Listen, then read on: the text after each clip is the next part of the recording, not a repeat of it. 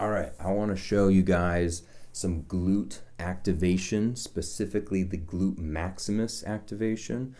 I think a lot of times when people do glute muscle strengthening, they do really big, heavy weights, and a lot of times they miss the specific angles they need to actually get the brain to connect with the gluteal muscles, and they end up either activating their glute medius minimus on the sides, or I think a lot of times people end up activating their hamstrings instead of the actual glute maximus.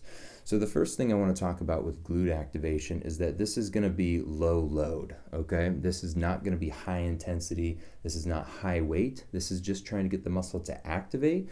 We're not necessarily trying to like tear the muscles and create hypertrophy here.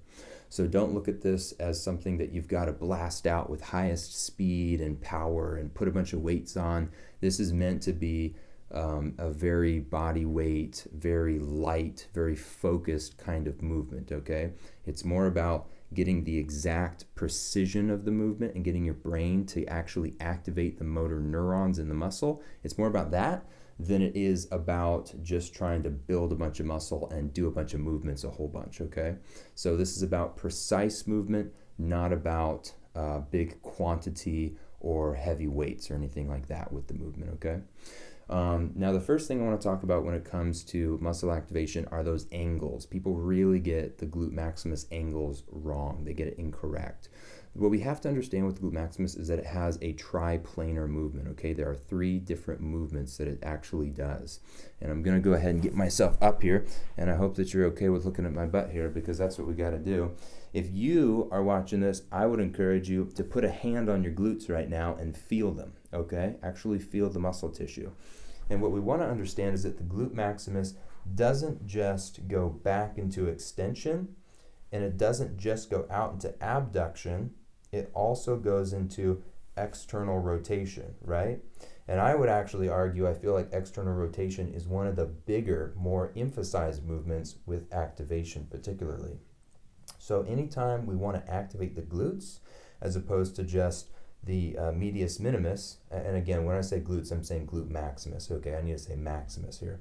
Anytime we want to activate the maximus, we got to make sure that we're not just going out into abduction, because that's going to focus on the TFL, the medius, the minimus, and we got to make sure we're not just doing extension, because that's going to focus us on our hamstrings. We've got to get all 3, extension, abduction, and external rotation. That's going to get us the glute maximus, okay?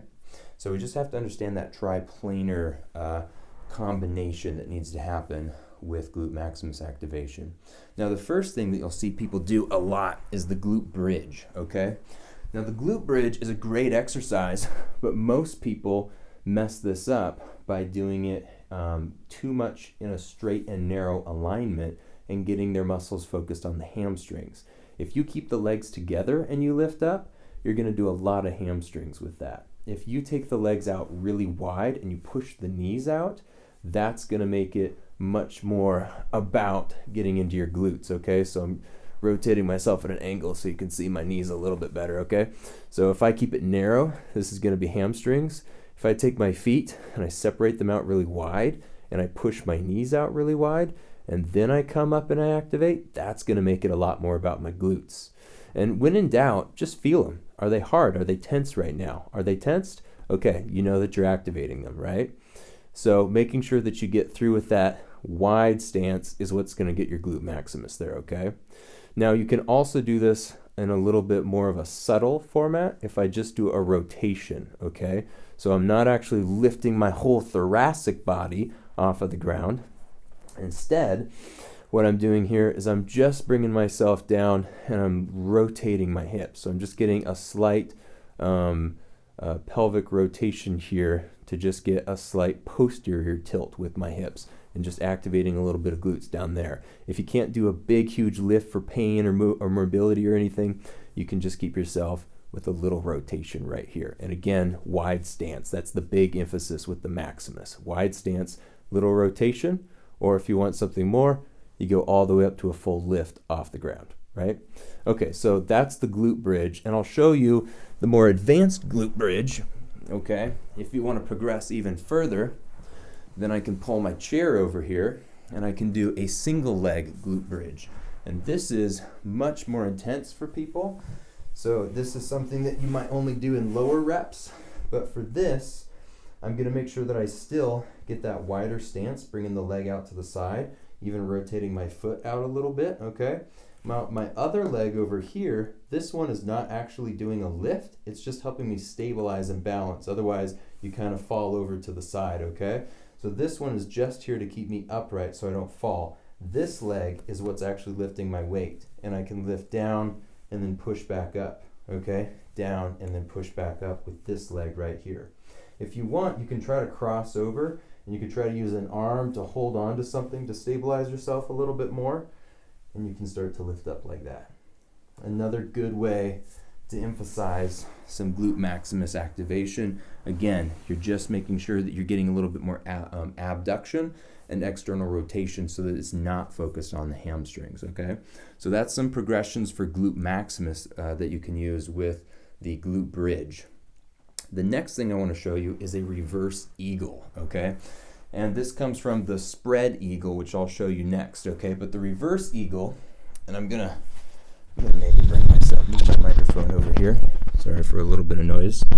Move the microphone over. What I'm gonna show you here is if I'm lying down in bed and I want to take my legs and I lift them up, and let's say that I go up against my wall, or maybe I've just got some pillows down below me, I can take my legs, I can spread them out wide, I can then externally rotate, and then I can push them down into that extension, okay? So I'm getting into that, right? You see the spread eagle there?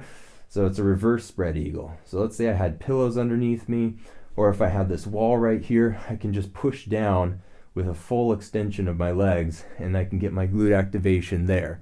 This is much more mellow, easier to control. It can just be hard sometimes if you're in pain to get yourself into the position to do this. So that's why if you're in bed lying on your back, you might want to do it, spin myself around, you might want to do it just straight into the floor, okay? So if this was my bed, I've just taken my legs here, spreading them out wide, rotating externally, and I'm just taking my heels and kind of digging my heels down into the ground with that wide spread eagle stance right there, okay? So that's the reverse eagle. You could do it up against a wall, you could do it just straight into the ground, I could put pillows under my legs, and I could be doing it into pillows, okay? I'm keeping a long straight leg the whole time. The next thing that you can do is then the reverse eagle, or the spread eagle, okay? This is the normal spread eagle. Move my microphone again. Now the normal spread eagle you do on your stomach, okay? So this is gonna be a prone position for you. So if you're having trouble rolling around with your back, it might be hard for you. This is a little bit more advanced than the reverse eagle. So you need a little bit more mobility and strength to do this one, okay? But the spread eagle, move my microphone, spread eagle is where I'm gonna take my legs, okay? I'm lifting them up off the ground, and I'm bringing them out into that wide stance, externally rotating, so my toes are pointing out and my heels are pointing in, right? And I've got my leg right there, and I'm just trying to keep them as wide as I can and hold them out as long as I can, keeping my knees, my whole leg off the ground. One thing you want to remember with this is that it's your pubic bone is going at the front of your hips, your pubic bone is going to be pushing down into the ground. So I'm on some carpet right now and it's pretty soft, but if I was on like a hardwood surface or even a yoga mat, that can be painful. So you might want to make sure that you put like a pillow under there just to protect that bone so it's not hurting her, okay? The other thing is that if you're on a bed or you're on some kind of surface that's a little bit too soft, then you might sink into it with your weight getting pushed down there, and that can actually cause you to overarch your back, compress it, and that could be painful for you. So you want to make sure that you have a surface that's soft, so it's protecting the bone, but not too soft that you're sinking into it and overarching your back, okay? Now with this one, I want to make sure, again, just to repeat here, got the legs up in extension, abducted, externally rotated, and I'm keeping them out as wide as I can, just spreading it, okay? You don't want to have anyone behind you when you're doing this, and if you're at the gym, find a wall behind you. It's a little bit awkward to do. Kind of one of those exercises you do at home. But that's the spread eagle, and I feel like this one right here is the best when it comes to getting your glute activation. The glute maximus just fires on all cylinders when you do this one, my favorite one, okay? That's why it's the eagle. Okay, the next thing that I'll show you guys that you can do with this is a little bit similar to the spread eagle, and I would say it's just a different way of doing it. I don't know what I'd call this one. Maybe the spread scorpion or something. I don't know. Just kind of a different variation to it. This is just one where I'm taking my legs and I'm just bringing them up with the knees, and all I'm doing is just putting my feet together. So I'm clasping the feet together. I'm up here in kind of this arched position, and then I'm just trying to lift my knees off the ground and bring them back down. Lift the knees off the ground, bring them back down. And the knees are as wide, the knees are wide, okay? They don't have to be as wide as you can get, but you have wide knee stance. And I'm just lifting those knees up off the ground, bringing them back down, lifting the knees off the ground, bringing them back down. The only difference between this, I'll call this the scorpion, I don't know, making that up as I go. The only difference between this and the spread eagle is that the spread eagle's got the legs all the way down, versus this one, I'm just bending my feet and my knees and putting my feet together, okay? So, just to recap here, all the different glute activation things that we can be doing. We want to make sure that with the glute activation, we're keeping it light. We're not making it high intensity or high weight. We're focusing on what we're activating. We're making sure that our angles are correct. It has to be triplanar angle. That's what gets you to the maximus, as opposed to just the medius minimus on the outside or the hamstrings behind. And we got to make sure that when we're doing this, we're able to have good progressions, okay? We're able to start off with something easy, and then if we're able to do that, we can progress to something harder. To answer a thought of how do we know if we're able to do something, you should be able to do it with relatively low pain, low discomfort for high repetitions, right? You can do it 10, 15, 20 times. If you're able to do something 20 times and you're not having any kind of significant pain or discomfort while you do it, then you can go ahead and give yourself an attempt at the higher progression of doing something a little bit harder, okay? But again, we want to do this at higher repetitions, not lower. So if you're like, oh, I can only do this once or twice, but it really engages the muscle, I would avoid that low rep, high intensity. Try to stick with an easier progression that you can do it at higher repetitions, okay? All right, so the glute activation, we're doing it in triplanar angles. You got glute bridges, reverse eagle, spread eagle, the single leg glute bridge. We've got that scorpion maneuver at the end.